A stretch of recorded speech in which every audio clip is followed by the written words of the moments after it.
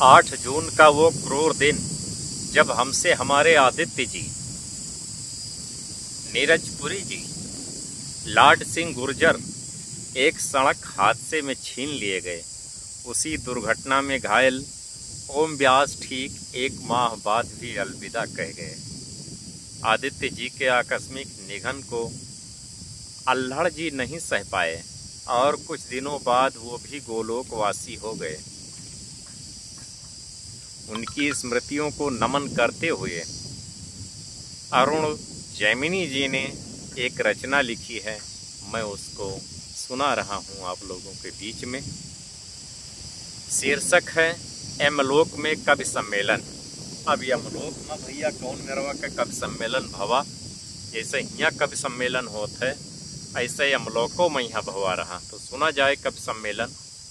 मनहर जी ने ठहाका लगाया और यमराज को हॉटलाइन पर फोन लगाया। बोले, गुरु आपके यमदूत एक साथ 4 हास्य कवियों को ले आए हैं।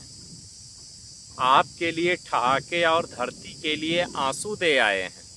अब तो प्रसन्न है आपका मन, बोलो कब रखना है कवि सम्मेलन। यमराज बोले किस बात की देरदार, बैठते हैं अगले शनिवार। किसी पुराने को मत बुलवाना, उन 4 को ही लाना। मनहर जी बोले ठीक है, अगले शनिवार आ रहे हैं हम यमपुरी, काव्य पाठ करेंगे। आदित्य, अल्हड़, ओम और नीरजपुरी।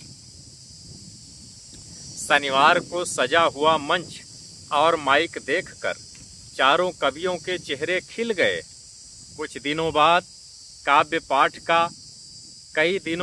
काव्य पाठ का मौका मिला था, इसलिए 4 शब्द लठ लेकर यमराज पे पिल गए।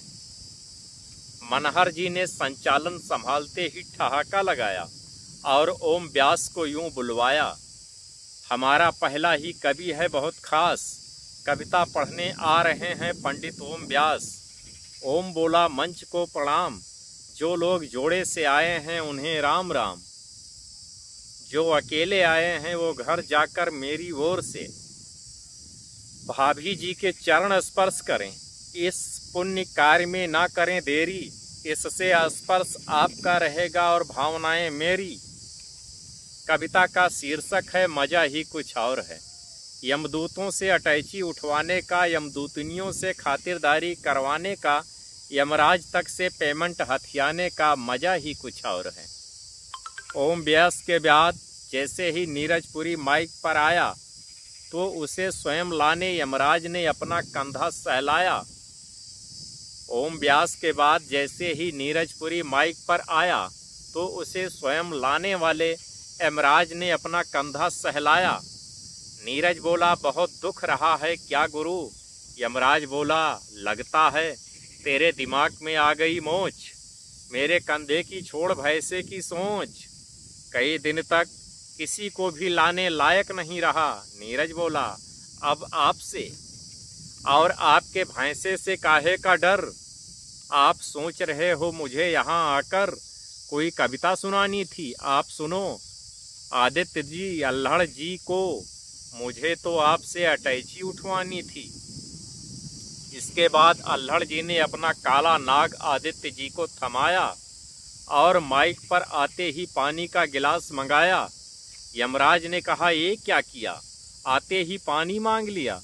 अल्हड़ जी बोले, देखते जाओ क्या क्या परोसूंगा, तुम्हें पानी पी पी कर कोसूंगा। यमराज बोले, दिखने में तो इंसान जैसे हो, पर मर के भी इतने खुश कैसे हो। अल्हड़ जी बोले, तो सुनो, पकड़ी जो नब्ज नर्स ने तो नर्स पे फिदा है। वाह वाह वाह वाह वाह वाह।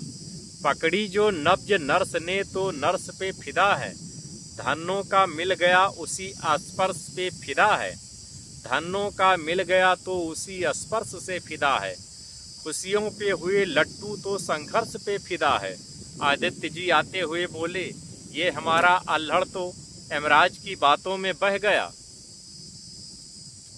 पर यमराज को कोसना रह गया। मैं ना किसी से डरता हूँ, एक काम अब मैं करता हूँ। हास्य कवियों की अर्थी उठा दी, हाय रे तूने ये क्या किया। सारी आंखों की शर्म गंवा दी, हाय रे तूने ये क्या किया। जब आतंकी सागर के रास्ते भारत में आए थे, मासूमों पर दहशत की वो खूनी बम बरसाए थे, मानवता के आसमान में दुख के बादल छाए थे, जिस नौका में भरकर सागर जितने आंसू लाए थे, तूने वो नाव क्यों ना डुबा दी। हाय रे तूने ये क्या किया। अंत में यमराज जी ने अध्यक्षीय भाषण दिया और आप सभी ने मुझे जी भर के कोसा, पर दुख क्या करते हो। कभी ये भी सोचा सुबह 2-3 बजे तक कभी सम्मेलन करते हो और बिना विश्राम किए अगले पड़ाव के लिए निकल पड़ते हो। नींद रूपी राक्षसनी से बिल्कुल नहीं डरते हो। दोष मुझे दे रहे हो, गलती खुद कर रहे हो। अरुण जैमिनी सर का लिखा हुआ है। बहुत बहुत धन्यवाद।